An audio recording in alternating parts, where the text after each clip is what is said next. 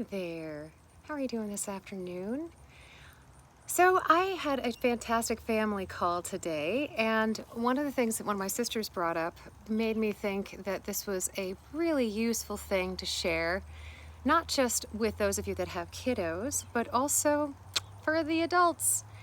Some of you may be familiar with the concept of having a peace corner for children, and many classrooms starting at Montessori level and up have been embracing this idea of having a space for children to go as a way of helping them know that there's a quiet place for well-being and to cope with challenging emotions that may come up with them.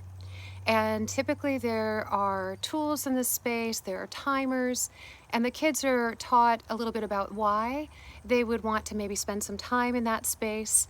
It's never intended to be a timeout, so it's not at all a place for kids as a punishment, not at all.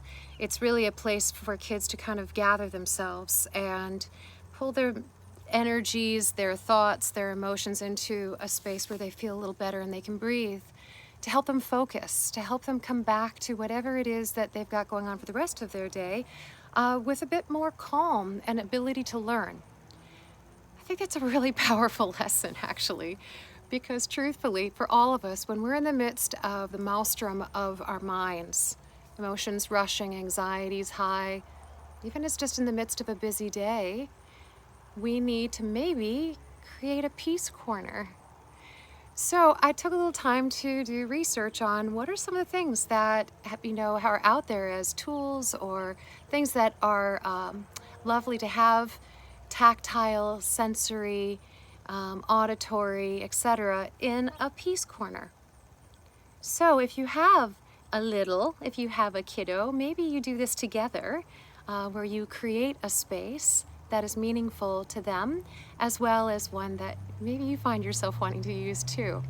Love these ideas. So following things I was reading, something like those Himalayan salt lamps, something like they're called, there's the sequins that when you rub them one way, they go one way in color, and they rub them the other way, they go to another, so like stuffed animals and pillows. Having really soft pillows to sit on, maybe even a blanket, some positive affirmations, whether those are on cards or that's on the wall. One of those like Zen gardens with like little rakes, so you have like a little desktop Zen garden. There's some great ways you can either make some really cool timers with using liquids, and or you can buy like the lava blob lamps, but something that allows there to be some sort of visual of time. For different ages, there's ways to teach breathing techniques.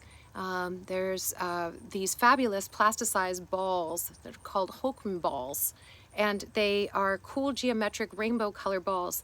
And when you expand them out, you have the child, think of it as the belly opening up and breathing, and then they collapse down and you breathe out. Some really good YouTube videos on that. There's also the idea of having like one of those stress balls, nothing too firm, but something that you can squeeze, maybe silly putty or some sort of dough that you can stretch.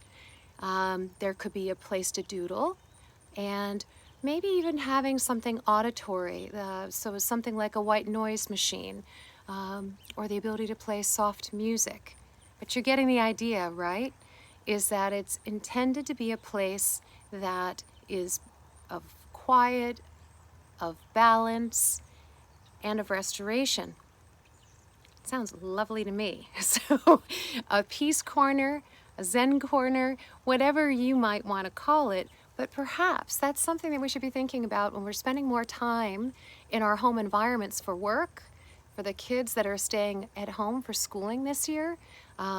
I feel like this is a really neat idea to bring those mindful moments into our home space to encourage them, so that we're more likely to do them on a regular basis. Even if it's just once a day, mindful moments really have an impact. Even if it's 3 to 8 minutes, that's a really beautiful time that neuropsychology has shown to be effective to regulate our emotions, bring our thoughts into a calmer space so that we can then focus, integrate, and come back to whatever task we were up to with a refreshed mindset. Do your own research. Take a look at peace corners. So I love that idea. I'm personally going to create a peace corner in my house. I think that's a lovely idea.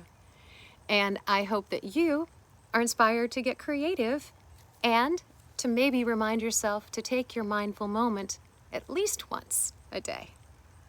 With that, have a fantastic week. Go get creative. Support yourself, support your kiddos.